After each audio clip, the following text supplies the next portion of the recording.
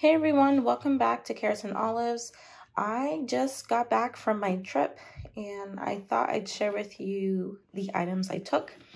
So this was my carry-on bag, and you've seen this if you've watched some of my other videos, but this is the Superior Labor bag, and it has the white bottom, which is just a canvas. And I have set this down on places. I think the only thing that's getting dirty are the corners. But other than that, it's still pretty in pretty good shape. I try not to set it down on too many dirty surfaces. It's usually on my shoulder, and I have the shoulder strap, which is definitely patinaing and definitely getting a lot softer. This was a lot stiffer when I first got it. And this is only the second trip I've taken it on. I do have a couple sections here that on the handles that have markings from random things. I honestly can't remember, but these are definitely getting softer, and you can see the patina on them. They're definitely getting darker. So what did I bring? I actually, in this trip, I didn't bring as much as I did in my last trip, and I feel like I brought a good amount of stuff. So to start off with, this is my carry-on. So I did bring some Clorox wipes to wipe down surfaces as we were traveling in the airport and then also in the airplane.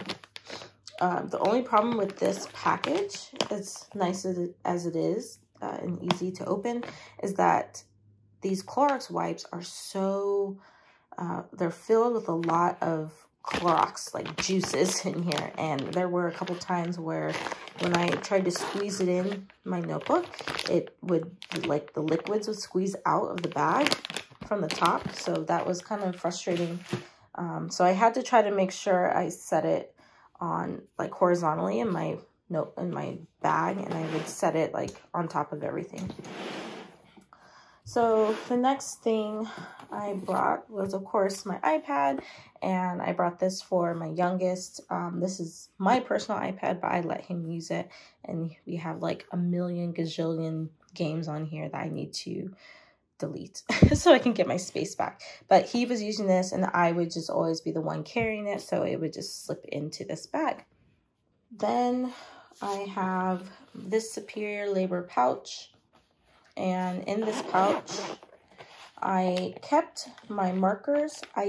And this is my scissors, and I actually put this in. I checked this in my bag, so I didn't carry this on because I was afraid they would probably take it away from me. So I checked it, and it just happens to be in here because this pouch on the way back was in my suitcase and not in here. Just because I wanted to travel a little bit lighter. This bag was a little heavy on my shoulders. So I have some Tombow tape, which I didn't end up using. I have my Canon IV that I did print a lot of photos and was able to stick them in there. And then I have a tin can with just some ephemera, bits and bobs, and I didn't use this. And I have, it's just like a pen sleeve, empty pen sleeve in case I needed it. Excuse the noise outside. Someone is doing the yard. And then we have just some fine liners and some mild liner brush pens in here. So that's pretty much all that I took in here. And I love this bag.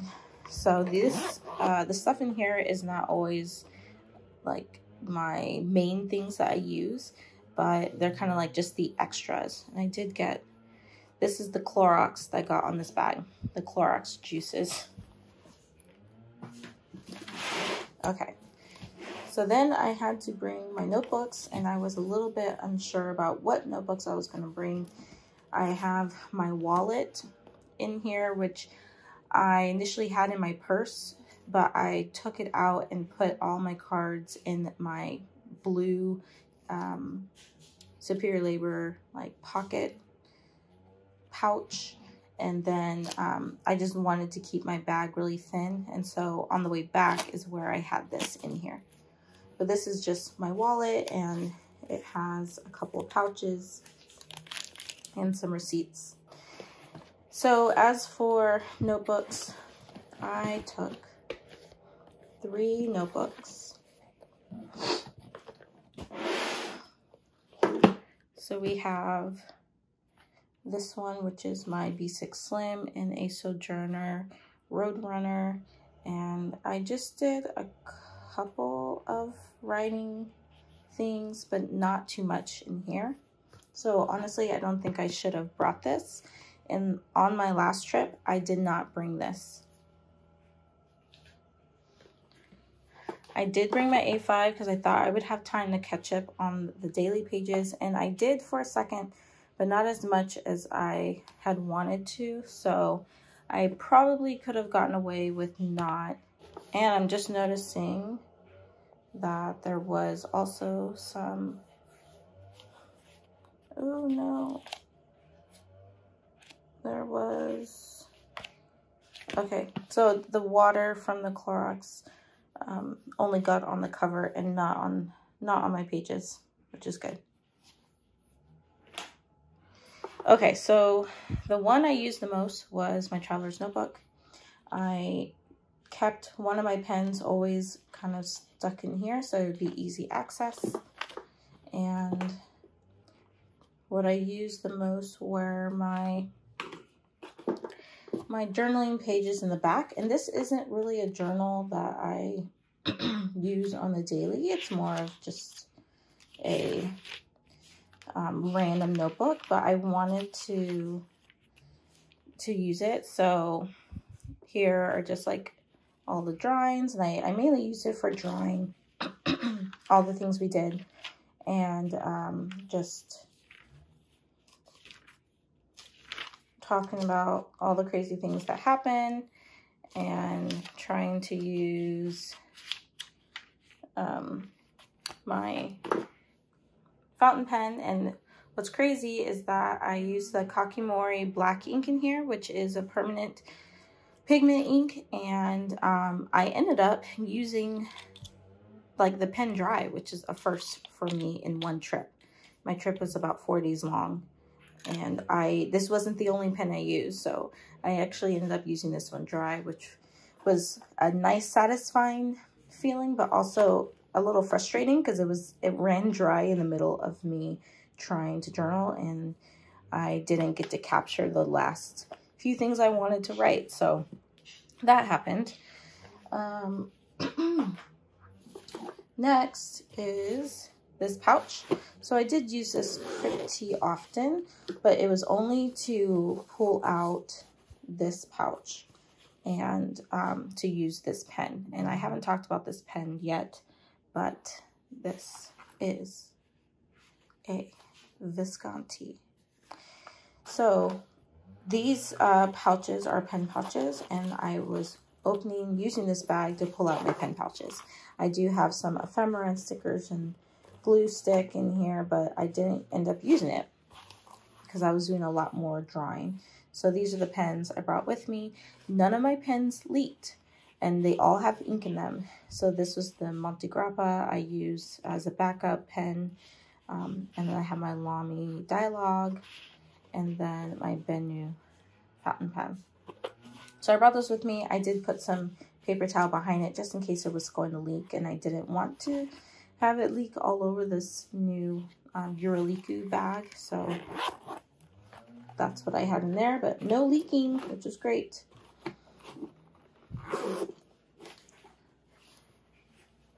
And so you can see how everything else is looking. I do have my work phone on the side. I have, this is the Jim, I forgot what you call this. King Jim, yeah, King Jim pouch. And I did pull out a few items from here, but not that many. So I probably could have done without this. And the last biggest thing in here is my pen pouch from Shibui, and this one has my Kilk pens and then my Narwhal pen. And I did end up using this Kilk pen a few times on my journey. So I was happy to have that. And I found that I could fit a couple pens in between those two spaces. So I did have another pen in between there where I was storing. And then now I just have all my wires, my chargers for all the devices. And this was a lot more cleaner. This was just on the way back. And some glasses. And then in these pockets, oh, we ended up going to a spot called Black Friday, which is really cool and a cool concept because the people buy returned pallets of products from not only Amazon but other places, and you go in and they just dump all these boxes in these bins and you go just searching for good deals. So each day they have a price on for that day. So like when we went on Friday, which is a good day because they usually have brand new items, and they will put everything out in these bins. You go fishing through them. You can't open the boxes because they don't want all the pieces to fall out, if depending on what it is. And it could be anything from electronics like this, AirPods, which were $7, or notebooks, or like a fountain pen. My mother-in-law found a fountain pen for me, which was amazing. And it was only $7. It was a Pilot Metropolitan. Most of the stuff are returned goods, but you can find some things that maybe someone bought and figured it was the wrong thing, and it's still in its packaging, like sort of like wrapped where it hasn't been opened. And so I did get a couple of toothbrushes, like electronic toothbrushes, which was really nice. It was already wrapped in the box, but also in like the plastic packaging that what hasn't been opened. So you can find some really great deals, and I found this one. And I also found some Tim Holtz stamp pads, and then the fountain pen. And then I just have like a face mask in here, and that is it. So definitely you can fit a lot in this bag, and it will remain just the bottom. It's not too dirty. It will remain my travel bag for a long time. But I could tell that definitely all the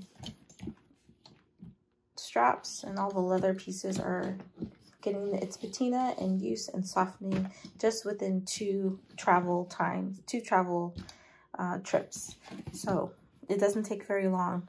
Oh, and I forgot to mention, I did bring this pouch, and this is a Yuruliku pouch, and it has all of my like watercolor on the go items.